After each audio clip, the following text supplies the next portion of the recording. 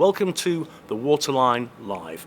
I'm Jonathan Levy and I'll be in conversation with main speakers here at the Waterline Summit 2022 in our little podcast studio set up at the University of Hull's Aura Innovation Centre. The Waterline Live. Join the climate conversation with Jonathan Levy. My name is Chris Huhn. I'm a consultant on energy and climate change. I was the Secretary of State for Energy and Climate Change in the beginning of the coalition government, and I consult often with renewables companies, mainly interested in the space of switch on, switch off renewables that you can actually use when the sun isn't shining and the wind isn't blowing. So things like biomass, biogas, geothermal. And I chair the Biogas Trade Association in the UK. We've got about 700 plants, the Anaerobic Digestion and Bioresources Association.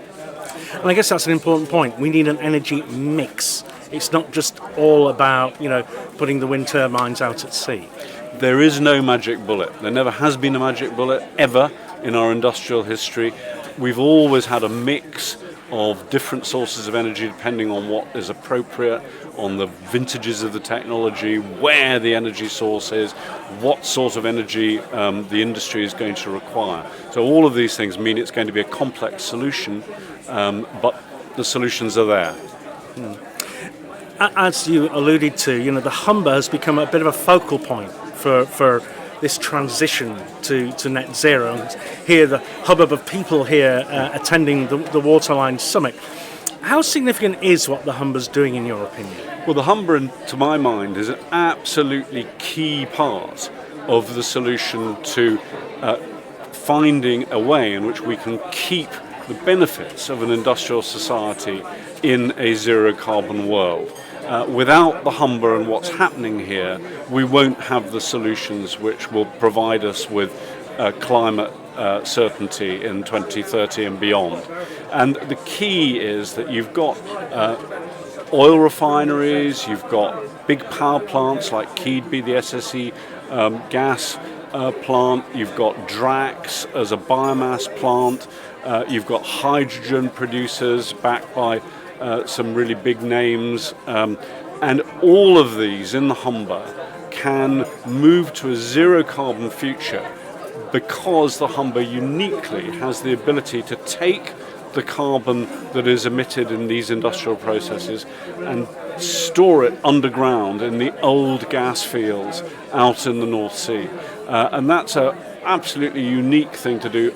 It means that the Humber has the opportunity to be one of the very first industrial areas in the world to be able to decarbonize heavy industry. And that's crucial because we need solutions. We need solutions for zero carbon steel, for zero carbon cement, for zero carbon fertilizers. Above all, those are the three key things. And all of those are represented on the Humber and on Teesside. So the Humberside and Teesside are an absolutely key building block to our industrial future in a zero carbon world. Fascinating, isn't it? And we've got this incredible intersection of things happening here, from still the legacy, if you like, of North Sea gas and storing it, to the wind energy and all the innovative stuff that's going on. So we have got a real melting point here, and it's not only important for the UK, it's actually being seen as something of an exemplar globally. So I guess there's a potential there to develop and export this expertise, an economic opportunity as well as a decarbonisation opportunity. There's a massive opportunity to develop expertise which can be rolled out globally, and Humberside has already shown a bit of that with what's happened on offshore wind. Because offshore wind was a technology that when I was Secretary of State, people thought, it's going to be, it's far too costly, it's never going to be there. Well, actually, it isn't too costly. It's now one of the cheapest forms of renewable energy, and that's partly because we've managed to drive the cost down, make it much more attractive by driving scale up and using a lot of the older technologies which were used in things like, for example, North Sea oil rigs, and repurposing them in offshore wind. And we can do exactly the same thing with carbon capture and storage. The Humber has already shown it's got a leading role on the offshore wind sector. It can now have actually even more central role in terms of repurposing our industrial future and making sure that it's zero carbon and sustainable. And talking to the CDI in terms of our current sort of political situation, and I was asking them about the sort of policies that they believe they need, and they said, well, actually at the moment what we crave more than anything is stability. Then let the policies come. Yep. I think the absolutely key thing, I wish we can get back to the sort of situation which we had in the early 2010s when all the parties were basically in a similar space and committed to similar mechanisms for dealing with the climate crisis. We need a consensus, we need political stability, we need a stable carbon price. I'm afraid the economic crisis may mean that it dips and doesn't send out the consistency of signals that we need. In the absence of a consistent carbon price, the government needs to provide businesses with contracts for difference which give them a long-term strike price, a long-term fixed price, which they can guarantee to make sure they go ahead with the investments in zero carbon infrastructure and particularly carbon capture and storage, which we need to see happen.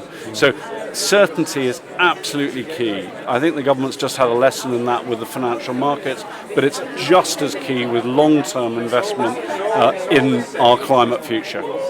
Fantastic. And to close, you're here at the Waterline Summit. The Waterline Initiative, something of a catalyst to bring together all these partnerships on the Humber. How important is it, you think, that a region like this has got on and done it? I think it's great. I mean, I think it's really good. I think the Humber has all the key ingredients necessary to come up with a really convincing solution that can have a global impact. I think that what's happening in industry and the awareness of industry that there has to be a zero carbon future, what's happening in the university with the University of Hull providing the ideas factory and some of the support necessary, and the increasing awareness of the population in the area that this is actually this is no longer an area which is in some sense an ex-industrial area. It's an area that's got a fantastic industrial future, and that future is zero carbon.